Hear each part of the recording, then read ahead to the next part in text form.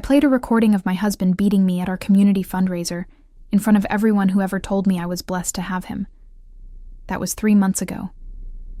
Today, I'm still standing, and he's the one hiding. My name is Khadijah, and for 6 years, I wore my silk headscarf like armor, not to protect my modesty, but to hide the bruises. I live in Dearborn, Michigan, where the mosques are beautiful and reputation is everything. My husband, Zain, is a respected architect. His mother, Amina, lives with us in our pristine brick house and wears her authority like a second skin. To the neighbors, I was the devoted wife. I walked behind my husband, spoke in soft tones, and never caused a scene.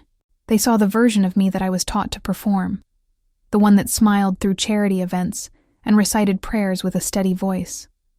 But the walls of a house hear things that neighbors never do. The first time Zain struck me wasn't during a fight. I had simply forgotten his dry cleaning while caring for our feverish daughter. He backhanded me so hard that my headscarf fell to the floor, leaving my hair exposed in a moment that felt like a double violation.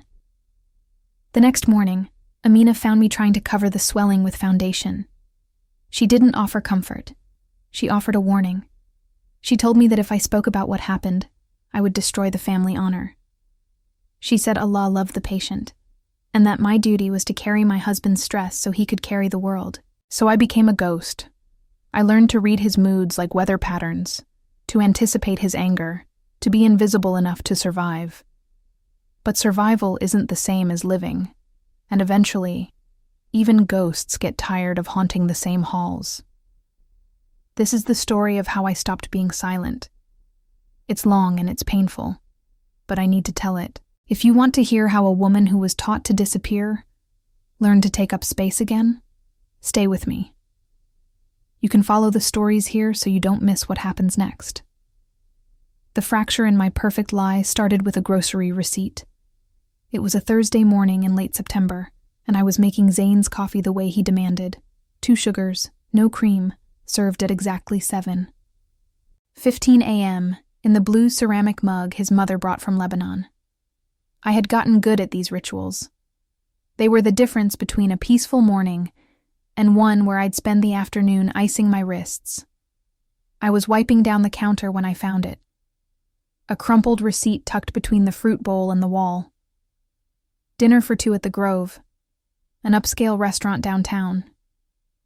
Filet mignon, lobster tail, a bottle of wine that cost more than our monthly grocery budget. The date was last Tuesday, the night Zain told me he was working late on the Morrison project. My hands went cold. I remembered that night clearly because our daughter, Lena, had been crying with an ear infection, and I had called him 3 times asking when he'd be home. He never answered. When he finally walked in at midnight, he snapped at me for being needy and slept in the guest room. I stared at that receipt like it was written in a language I was just learning to read. 2 entrees, 2 desserts. I smoothed it out carefully and noticed something else. A small lipstick mark on the edge, a shade I would never wear. Too bold, too red. I should have confronted him. A different woman would have. But I had been trained too well. Instead, I folded the receipt into a tiny square and hid it inside the spine of my Quran, another place no one would think to look for evidence of sin. That afternoon, Amina came into the kitchen while I was preparing dinner. She moved through our house like she owned it, which in many ways she did. She had paid for the down payment. She reminded me of this whenever I suggested we needed our own space. She started talking about her friend's daughter-in-law, some poor woman who had dared to question her husband's spending. Amina's voice dripped with contempt as she described how the family had basically shunned the girl, how she now lived in a tiny apartment and barely saw her own children. The message was clear. This was what happened to women who made waves. But that night, after everyone was asleep, I did something I had never done before. I went through Zain's phone. My heart was hammering so hard I thought it would wake him. His passcode was our daughter's birthday. He had always been arrogant about security because he never thought I'd have the courage to look. I found the messages immediately. Her name was Danielle. The text went back 4 months. They were casual at first. Work colleague stuff, innocent enough. But then they shifted. Inside jokes, compliments about her perfume. A message from 2 weeks ago that made my stomach turn. Can't wait to see what you're wearing tonight. Last time I couldn't focus on anything else. I took screenshots of everything, my fingers shaking so badly I almost dropped the phone twice. I sent them to my own email, then deleted the sent message from his phone. Then I put the device back exactly where I found it, climbed back into bed, and stared at the ceiling until dawn. I had spent 6 years believing I was the problem. Too forgetful, too sensitive, too weak to handle a husband's temper. But now I knew the truth. The violence had never been about me at all. It was about control. And somewhere beneath my fear, something new was beginning to stir. Anger. The screenshot sat in my email like a ticking bomb. For 3 days, I moved through the house in a fog, serving meals, folding laundry, performing the role of the perfect wife, while my mind raced with questions I couldn't ask out loud. Who was she? How long had this been going on? And more importantly, if he was willing to lie about this, what else had he hidden? I needed to know the full scope of his deception before I could plan my next move. So I started digging. It began with the bank statements. Zayn handled all our finances. Another thing Amina insisted was a man's responsibility. I was given a household allowance every month, exactly $800 for groceries and essentials, and I was expected to account for every penny. But I had never seen our actual accounts. I didn't know how much we had, what we spent, or where the money really went. I waited until Wednesday, when Zayn left for his weekly lunch meeting and Amina went to her Quran study group. I had maybe 2 hours alone in the house. My hands were trembling as I opened his laptop in the study. The password was the same as his phone. Predictable, arrogant. What I found made the affair look like a minor offense. We had 3 joint accounts. The primary checking had $487 in it. $487. Meanwhile, there was a separate account in only his name, one I had never known existed, with over $340 dollars sitting in it. $340,000 that should have been ours, that he had siphoned away bit by bit over the years, while lecturing me about wasting money on organic vegetables for our daughter. The statements went back 4 years. I scrolled through transaction after transaction. Luxury hotel rooms, jewelry purchases from stores I'd never stepped foot in, cash withdrawals that happened twice a week like clockwork. I found receipts for a second apartment downtown, a lease agreement in his name only. The address was in a trendy neighborhood near the river, the kind of place young professionals lived. I took photos of everything with my phone. My chest felt tight, like someone was standing on my ribs. This wasn't just an affair. This was a double life. But the worst discovery came when I found the legal documents buried in a folder labeled Taxes 2019. Prenuptial agreement papers, drafted 2 months before our wedding. Papers I had never seen, never signed. But there at the bottom was a signature that looked almost exactly like mine. Close enough that his lawyer probably hadn't questioned it. Close enough that a judge might not either. The agreement stated that in the event of divorce, I would receive nothing. No assets, no alimony, no claim to the house. Just a one-time payment of $5,000 and a polite goodbye. He had forged my signature. He had been planning to discard me from the very beginning. I heard Amina's car in the driveway and slammed the laptop shut, my heart racing. I ran to the kitchen and started chopping vegetables for dinner, the knife shaking in my hand. When she walked in, I was the picture of domestic tranquility. She looked at me with those sharp eyes of hers, searching for something to criticize, but she found nothing.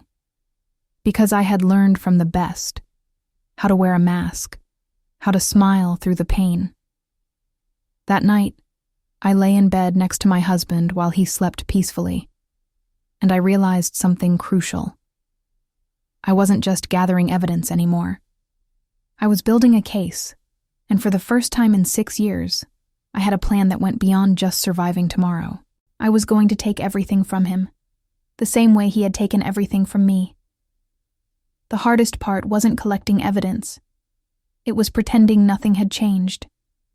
Every morning, I woke up next to a man I now saw clearly, a criminal wearing the mask of a husband. I served him coffee in that blue ceramic mug. I made sure his shirts were pressed exactly how he liked them. I listened to Amina's endless criticisms about how I folded the towels or seasoned the rice. And I smiled. God, I smiled so much my face hurt.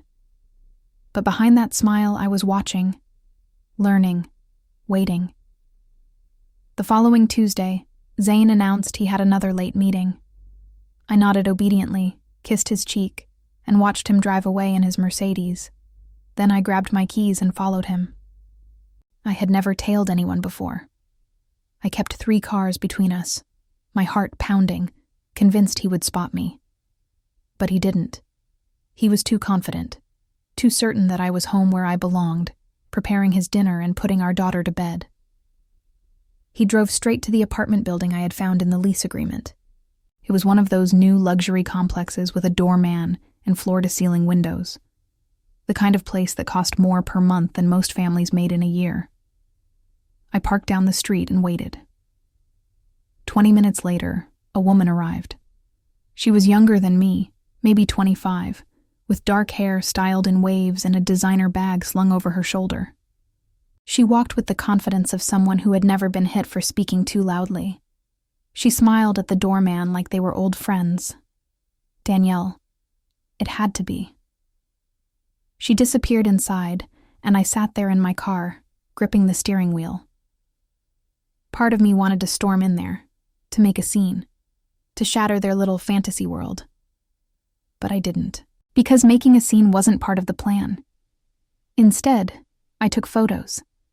The building, the timestamps, the license plate of her silver Audi.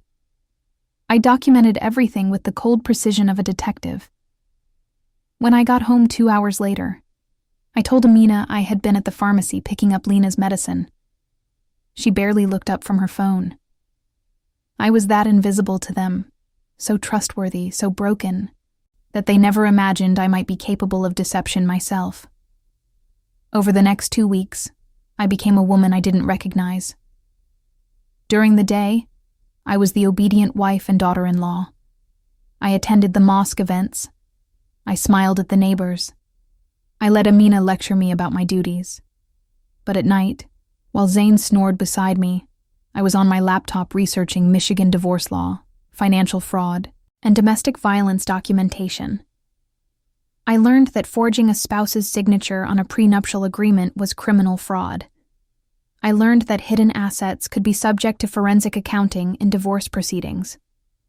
I learned that recordings of domestic violence, even without the abuser's consent, were admissible in court in Michigan. Most importantly, I learned that I wasn't powerless. I had just been taught to believe I was. The breakthrough came during another one of those awful family dinners. Zane's younger brother, Kareem, was visiting from Chicago. He was loud, arrogant, and loved to tell embarrassing stories about Zane's college days. After the meal, while I was serving tea in the living room, Kareem started teasing Zane about his expensive tastes. Amina laughed and made some comment about how successful her eldest son was, how he worked so hard to provide for his family. But Kareem's response made my blood run cold. He told a story about how Zane had opened that downtown apartment years ago, back when he was still dating someone else before me. How he had always kept it as his bachelor pad even after we got married. How it was his little secret escape from domestic responsibility. The room went quiet. Amina shot Kareem a look that could melt steel. Zane's face flushed red, and he quickly changed the subject. But I had heard enough. This wasn't a new affair. This was a pattern. I had never been a wife to him.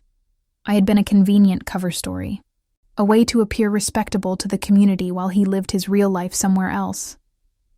That night, after everyone went to bed, I cried for the first time in months.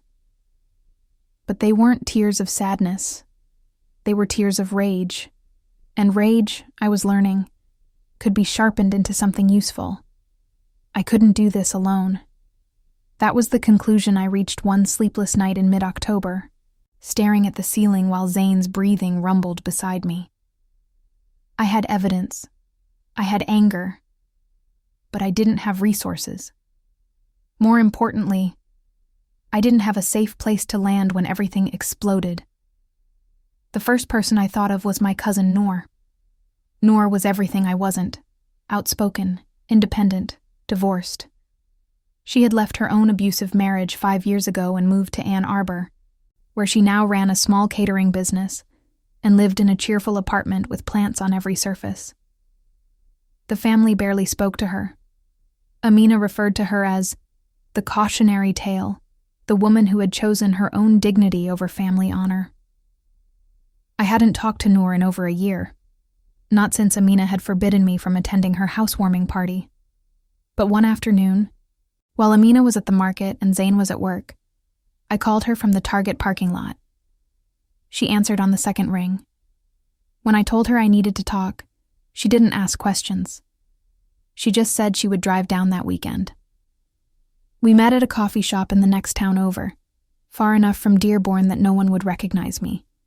Noor looked exactly the same: bright lipstick, her hijab wrapped loosely and pinned with a vintage brooch, her eyes sharp and kind at the same time. I told her everything: the beatings, the forged prenup, the hidden money, the apartment, Danielle. I showed her the photos, the recordings, the bank statements. My hands shook the entire time. I kept expecting her to judge me, to tell me I had been foolish to stay so long. Instead, she reached across the table and squeezed my hand so hard it almost hurt. She told me she knew a lawyer who specialized in cases like mine, a woman who had helped her navigate her own divorce. Someone who understood the cultural pressures, who wouldn't judge me for staying as long as I did. Her name was Rachel Weiss, and Noor called her right there in the coffee shop.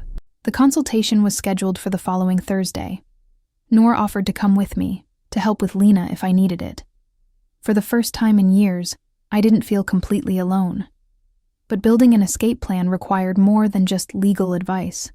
I needed financial independence.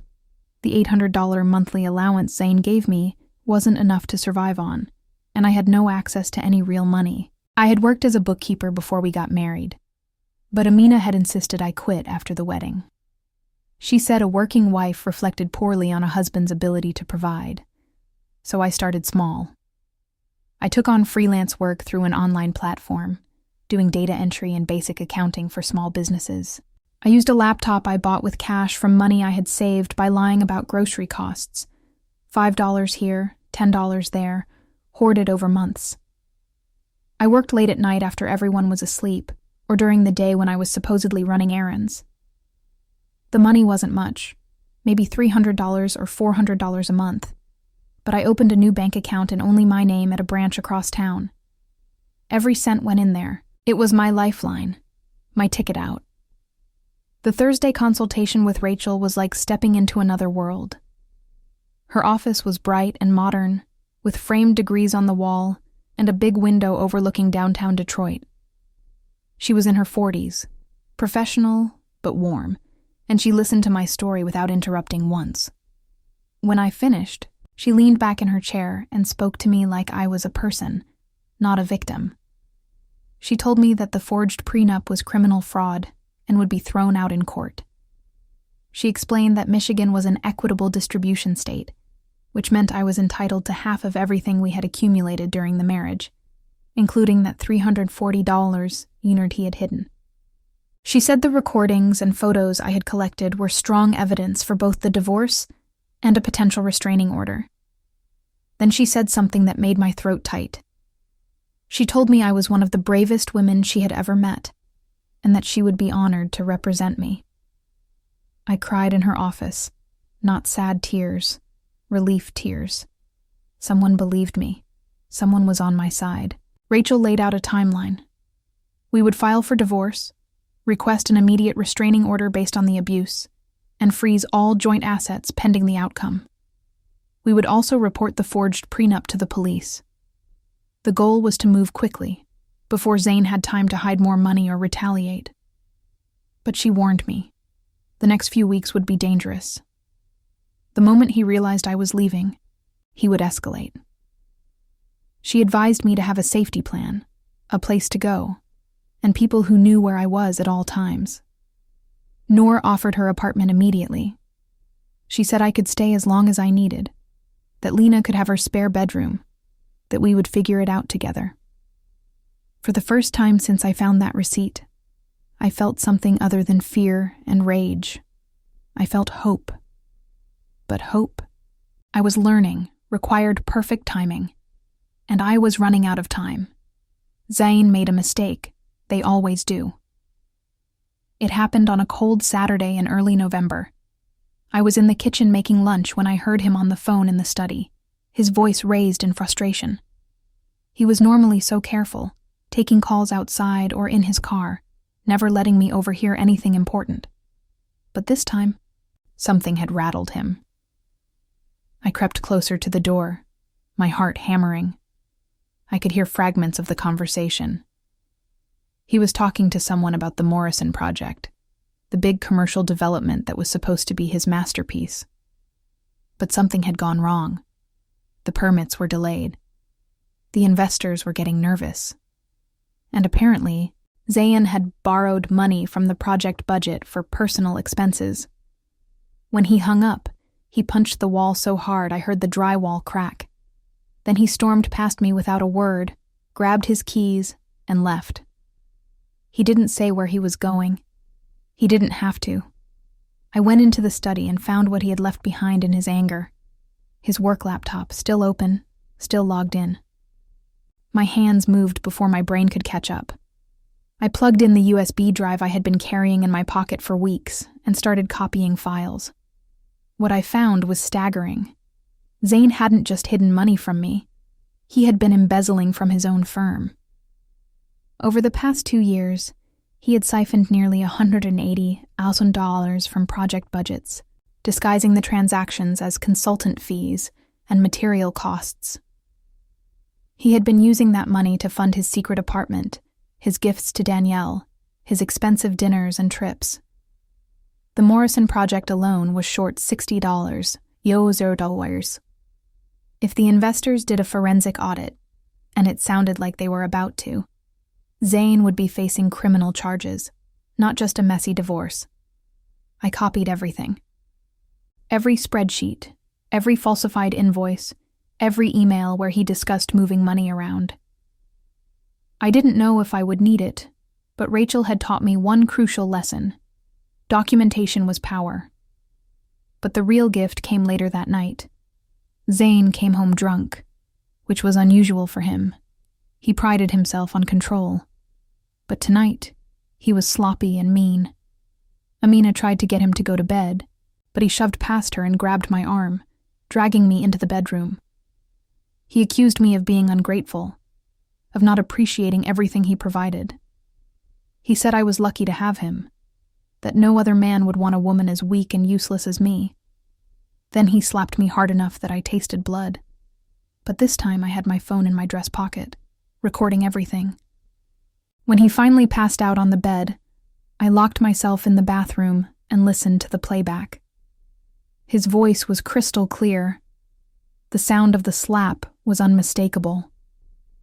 And in the background, I could hear Amina's voice telling me to stop being dramatic, to go make him some tea. I had everything I needed now.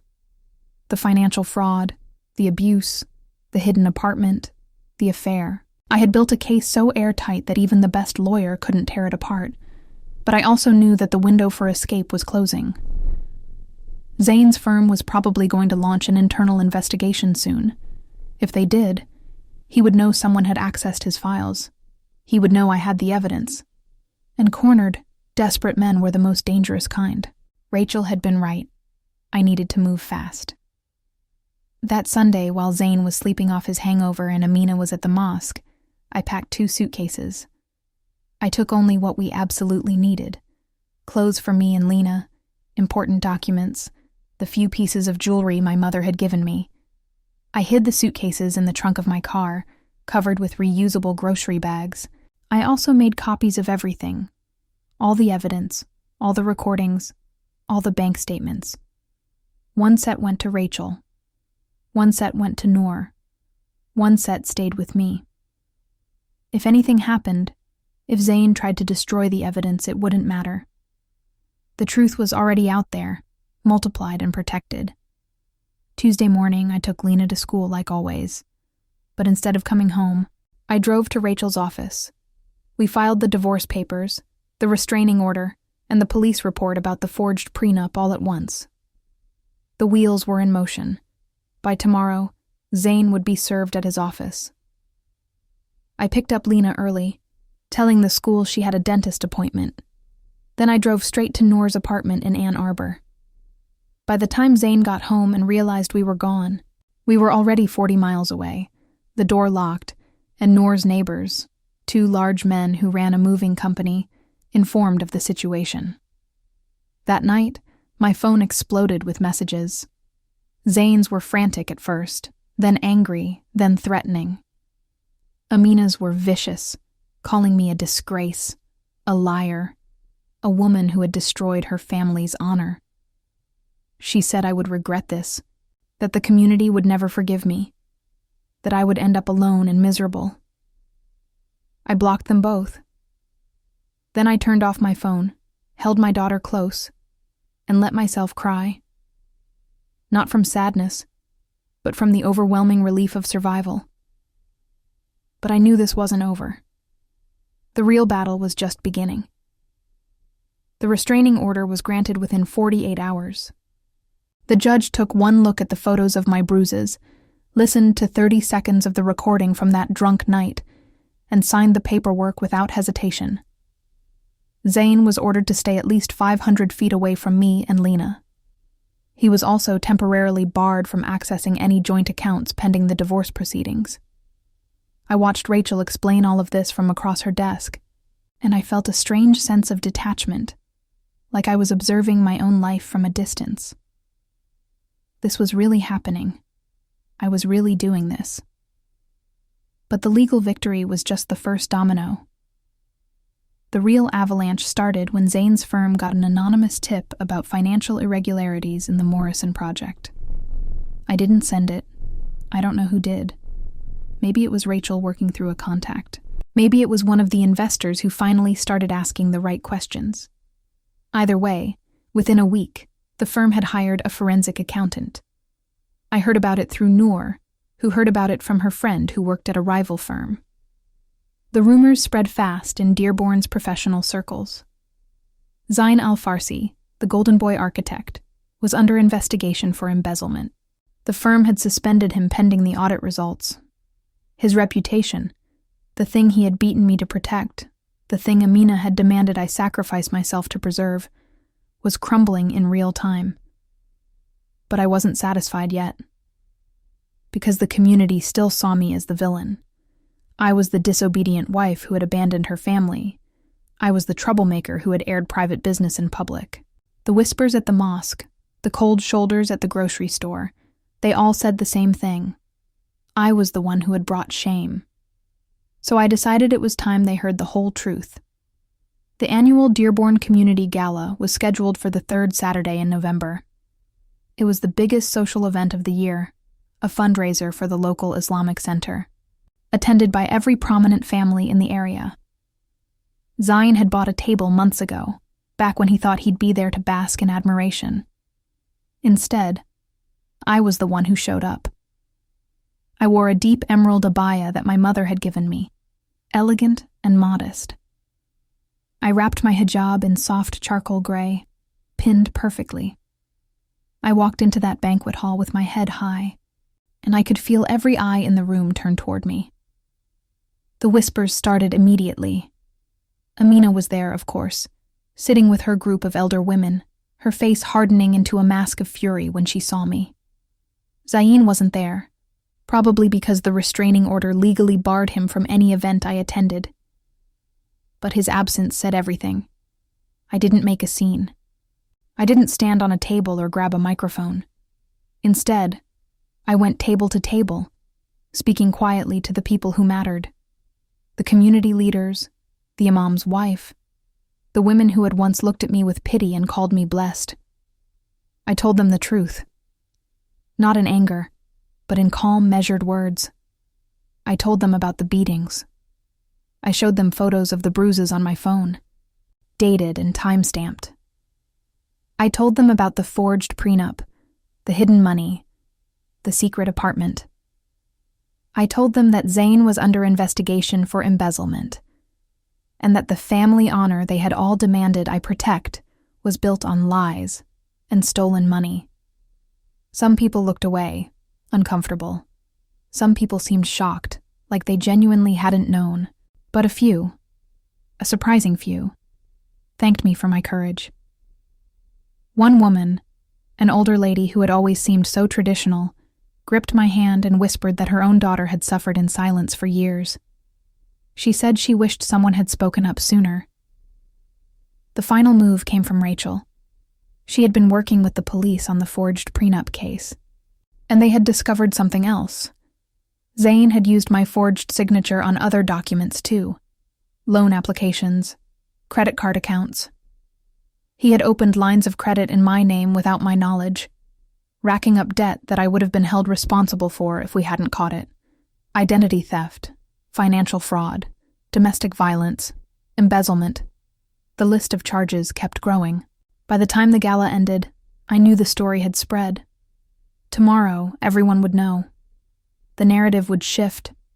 I would no longer be the disobedient wife. I would be the survivor who had exposed a criminal. But the most unexpected moment came 2 days later. I received a call from a number I didn't recognize. When I answered, a woman's voice spoke, shaky, nervous, but determined. It was Danielle. She told me she hadn't known I existed until Zane was served with the divorce papers. He had told her he was separated, that his ex-wife lived in another state, that they were just waiting for the paperwork to finalize. She had believed him because he was charming and successful and seemed so honest. When she found out the truth, that he was married, that he had been abusing me, that he had forged documents and stolen money, she was horrified. She said she had gone to the police herself and given a statement about the apartment, the money he had spent on her, the lies he had told. She apologized, though she didn't owe me an apology. She was a victim too, just a different kind. I thanked her and hung up. Then I sat on Noor's couch and let myself feel something I hadn't felt in years. Peace. The kind that comes from knowing you've done everything right, that the truth is finally louder than the lies. But I still had one more thing to do. The divorce hearing was set for early December. It should have been straightforward. Rachel had enough evidence to bury Zane 10 times over. But of course, Amina had to make one last stand. She showed up at Noor's apartment 3 days before the hearing. I don't know how she found the address. Maybe she hired someone. Maybe she bribed someone at the courthouse. But there she was, standing in the hallway, her black hijab wrapped tight, her face carved from stone. Noor refused to let her in. She stood in the doorway like a guard, her arms crossed, and told Amina to leave or she'd call the police. But Amina's voice carried through the door, loud and sharp. She called me selfish. She called me a liar. She said I had destroyed her son's life, that I had humiliated the family, that no amount of evidence could justify what I had done. She said that in our culture, in our faith, a woman's place was to endure, to forgive, to hold the family together no matter the cost. I listened from the living room, holding Lena close, and I realized something. Amina wasn't angry because I had lied. She was angry because I had told the truth. She had spent her whole life upholding a system that required women to suffer in silence, and my refusal to suffer made her own sacrifices feel meaningless. I walked to the door and stood beside Noor. I looked Amina in the eye and spoke in a voice that didn't shake. I told her that I pitied her. I said that she had confused endurance with strength, that she had mistaken silence for faith. I told her that I would not let my daughter grow up believing that love was supposed to hurt. that marriage was supposed to feel like a prison sentence. Then I closed the door. The hearing itself was almost anticlimactic. Zane didn't even show up. His lawyer appeared on his behalf and immediately tried to negotiate a settlement. Rachel shut that down fast. She presented the evidence piece by piece, the forged prenup, the hidden accounts, the recordings, the photos, the embezzlement charges. The judge listened, his expression growing darker by the minute. In the end, the ruling was more than I had dared to hope for. The prenup was declared fraudulent and void.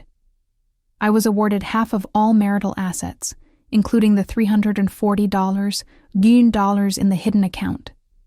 I was granted full custody of Lena, with Zane allowed only supervised visitation pending the outcome of his criminal cases.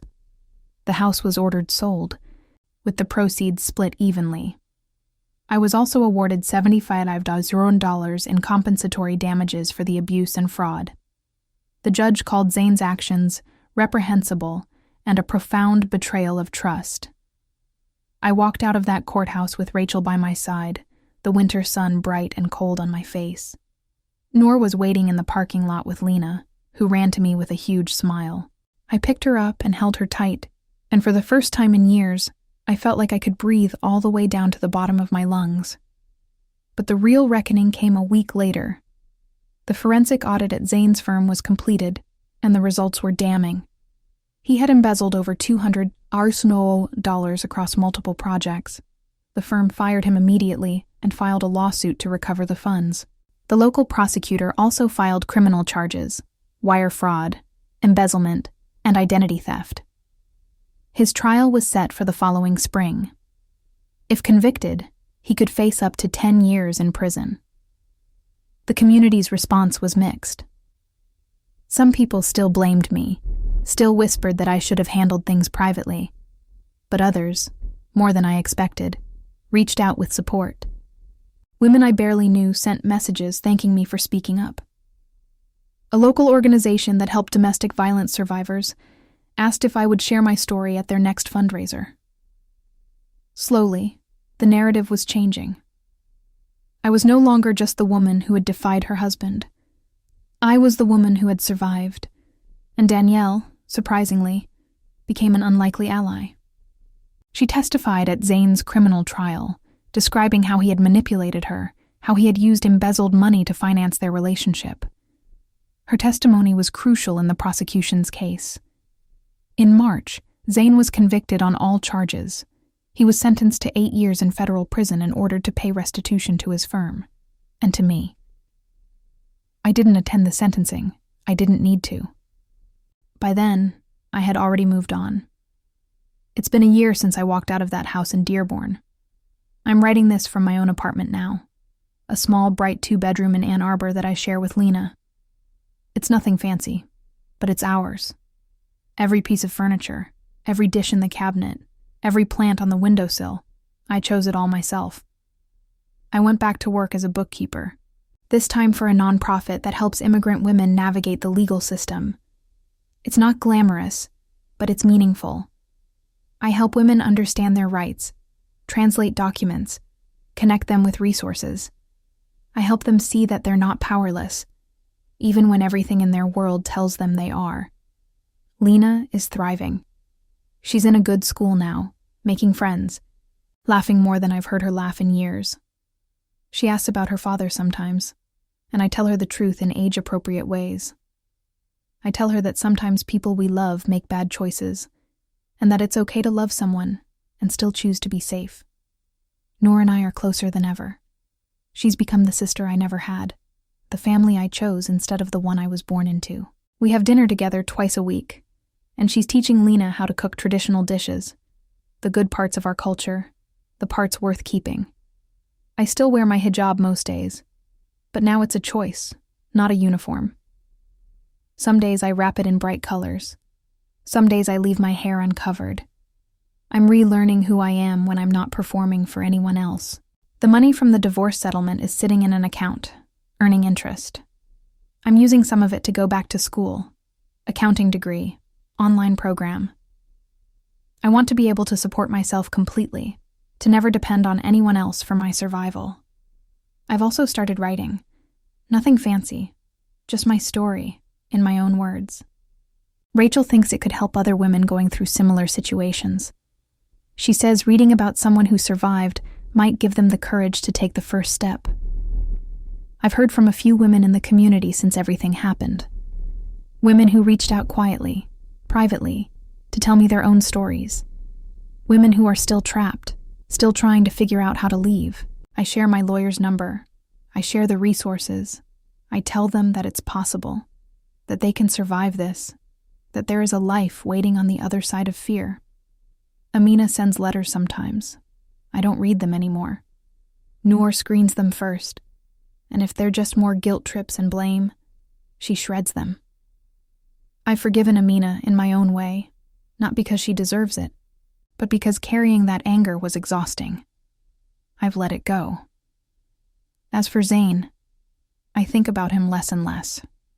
He's someone I used to know, a chapter of my life that's closed. I hope he uses his time in prison to reflect, to change. But that's not my responsibility anymore.